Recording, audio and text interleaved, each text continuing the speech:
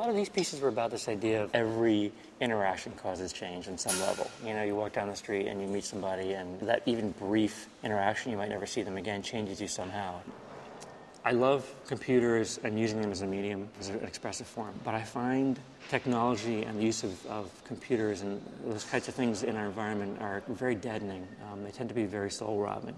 I did pottery for a while, and I love the sense of connection you have with the potter or with the craftsman when you use their works.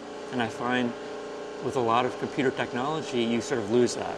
Everything's made in a mold. Your connection to the people who actually thought of the ideas is very far removed. So when I decided to use this as my medium to kind of express, I really was into this idea of bringing people together and trying to get my mark on the work more. So get people away from the computer screens, get people away from the web interface, and bring them together so they can have an experience not only with my piece, but with each other. It's a new piece of mine. It's a larger version of a series of pieces I did about 3-4 years ago called the Healing Series. And they were these interactive floors that you could walk on, and as you walk across them, the patterns on the floor tear apart, and the floor heals itself behind you. So what I'm doing here is a much larger version. It's about 30 feet by 20 feet. So you start dealing with interactions between groups of people rather than just one or two people. So you can take a performative approach where you can step onto the piece and enjoy it, or you can sit in the sideline and watch the other person.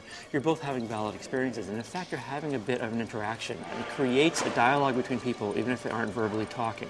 And sometimes what you see, particularly in playful pieces like this, one person doing something kind of interesting, and the other people in the room will start copying them, and people will even start working together. You can try to destroy the piece by walking over all of it, but you can't do that alone. You need to combine with the efforts of other people. And so often you see that kind of spontaneous interaction, and I love that. So getting people out and together, creating some kind of community is important to me.